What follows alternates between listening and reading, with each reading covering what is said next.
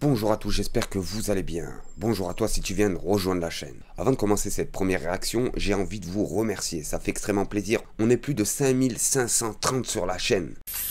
Et sur cette première vidéo, Louis Boyard, député de la France Insoumise, va humilier la Macronie en plein direct. On regarde la vidéo et on fait une petite réaction. Merci Monsieur le Président, mes chers collègues. Détente et humilité. C'est un débat que l'on a depuis des siècles. Détente et humilité parce que constatez l'état dans lequel vous avez mis notre pays et à quel point vous n'avez aucune leçon d'économie à nous donner. Monsieur le rapporteur, j'ai pas les mêmes chiffres que vous sur le nombre d'heures. Il y a des pays qui travaillent moins que nous. La Suède, 1444 heures. L'Islande, la Nouvelle-Zélande, 1417 heures. Le Luxembourg, le Danemark, l'Allemagne, 1349 heures. Et pour répondre à votre argument, monsieur le rapporteur, sur la question de l'hôpital, mais on a énormément de personnes aujourd'hui qui ne cherchent qu'à travailler. Vous avez raison sur une chose, si jamais vous ne planifiez pas l'organisation économique des choses et que vous ne formez pas des gens et que vous ne créez pas des postes, oui, on va droit dans le mur.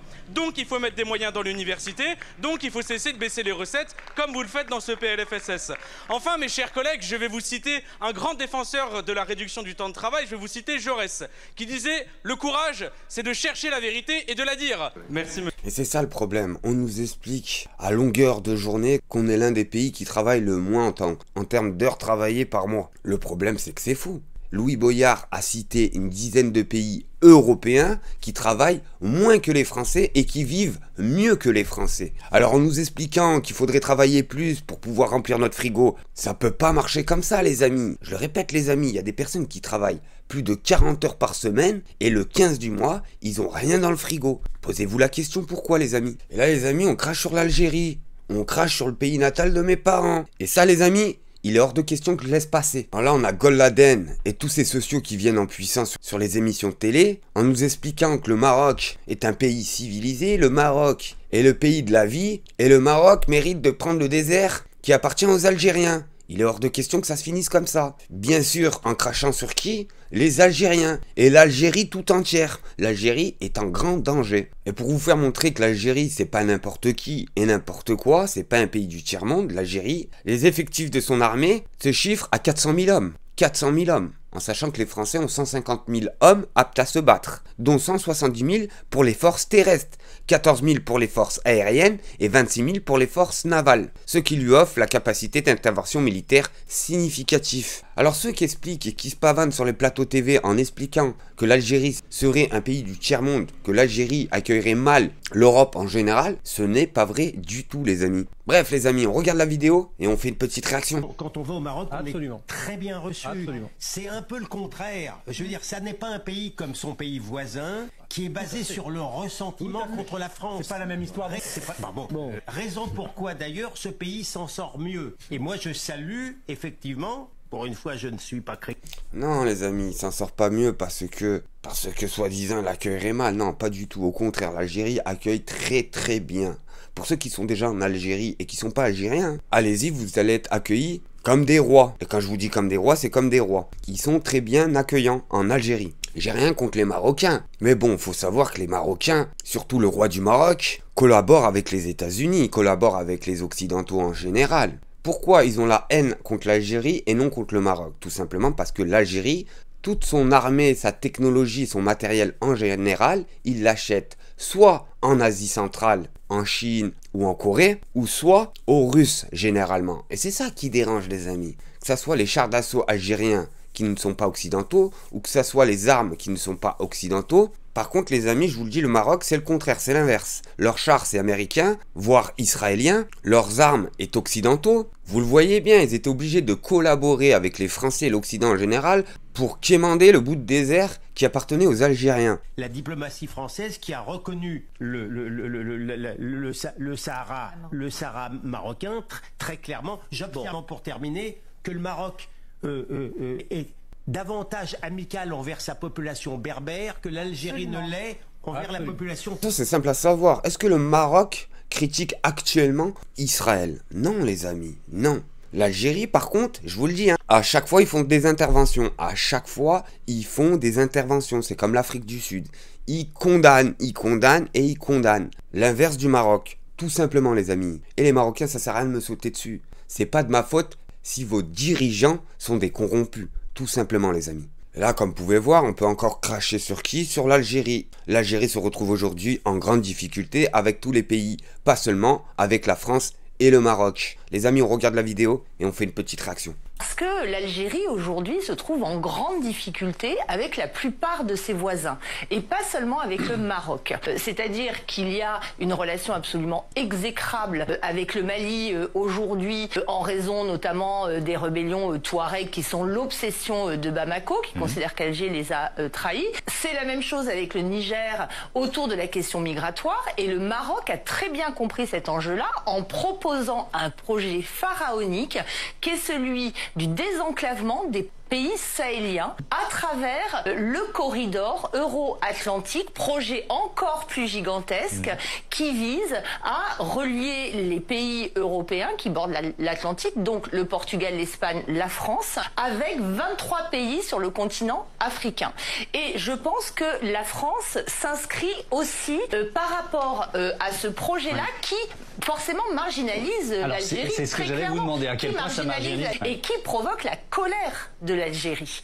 Donc il n'y a pas uniquement l'enjeu du Sahara occidental, il y a aussi cette question fondamentale des projets économiques aussi d'ailleurs du Maroc, de ce point de vue-là. Moi j'ai une question pour vous les Marocains. Quand les Occidentaux, quand la France a des projets pharaoniques comme il l'explique bien, est-ce qu'ils appellent les Marocains pour investir? Non les amis. Et là sur cette troisième vidéo, rebelote les amis, on crache sur l'Algérie. Le Maroc, contrairement à l'Algérie, est un grand pays qui a choisi de se moderniser pour grandir. La coopération est meilleure que la guerre, la France insoumise préférera l'Algérie évidemment, qui est encore moins développée qu'en 1962 lors de leur indépendance. Et là on voit bien, ils montent tous au créneau pour cracher sur l'Algérie. Alors que l'Algérie ne leur a rien fait. On le voit avec les produits algériens, à chaque fois que les Algériens essayent de produire et vendre leurs produits en Occident, généralement on les refuse, on les diabolise. Et c'est ça le problème. Les amis, quand on a un pays arabe qui dit non à l'Occident, directement il est diabolisé sur toutes les chaînes TV françaises, voire occidentaux.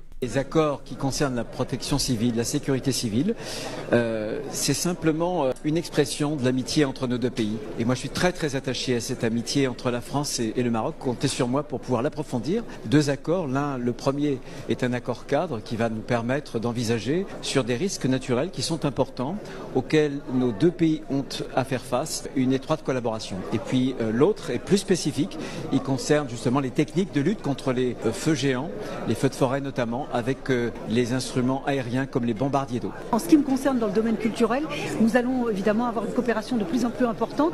J'avais déjà pré-signé des accords avec mon homologue marocain lors du Festival de Cannes la dernière fois sur des accords de fond qui concernent le patrimoine, parce que le Maroc est très engagé dans son patrimoine. Son histoire est tellement forte.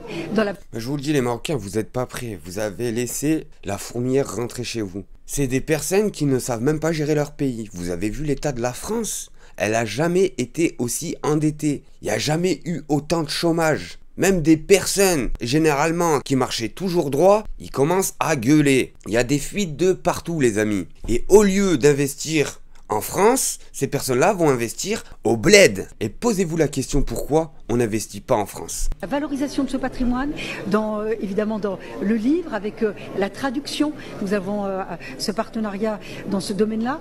Dans le gaming, puisque vous avez un ministre de la Culture qui est très engagé sur ce sujet, et tellement engagé que nous avons signé un accord financier, un accord de formation, un accord aussi de création, puisque aussi bien le Centre national du cinéma est partenaire, que ce soit le ministère de la Culture, que ce soit l'ensemble des industries culturelles et créatives qui sont partenaires maintenant avec le Maroc pour apporter un financement qui apporte aussi de la formation, de la création, mais aussi ce qu'on appelle un accord de mobilité. Déjà, nous sommes très contents des signatures, des nombreuses signatures qu'il y a eu aujourd'hui dans le secteur de l'énergie, de la connectivité énergétique, de la connectivité entre l'Afrique, l'Europe et le bassin atlantique, et bien entendu également la signature dans le cadre de l'offre Maroc, parce que cela a permis justement de montrer une nouvelle dynamique, de montrer que cette offre Maroc qui a été faite en toute transparence et en toute toute sincérité avec les investisseurs. Ça a été un travail de co-construction avec les investisseurs pour justement prendre en compte les besoins des investisseurs dans un monde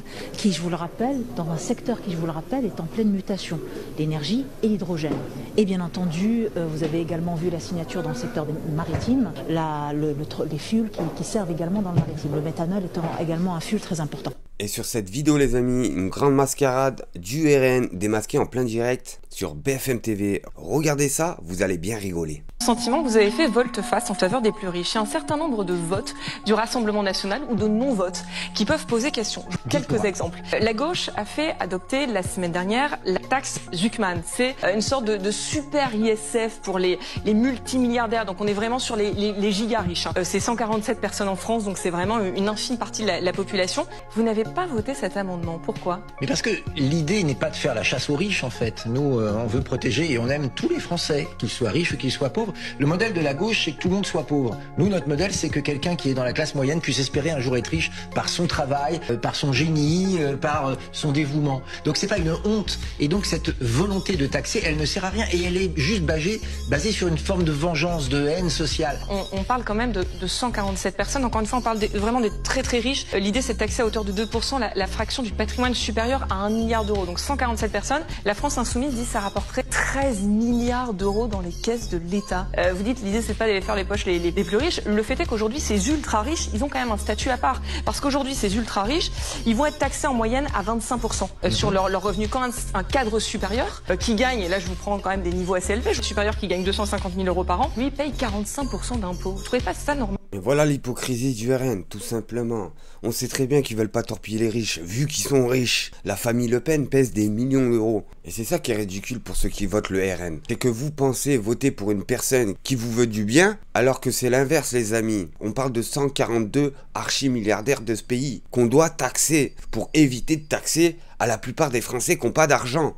Et le RN ne veut pas. Alors voilà, c'était tout pour ce matin. N'oubliez pas, un petit like, un petit commentaire, ça fait toujours plaisir. Merci à tous. Ou si c'est l'Algérie, debout sans trembler, face aux tempêtes sionistes, prêts à avancer. Peu importe les murs, peu importe les voies, on ne pliera pas, on reste soudés. Dans la lutte, on avance sans jamais lâcher. Le chemin est dur, les mots sont forts, mais l'Algérie tient tête encore et encore.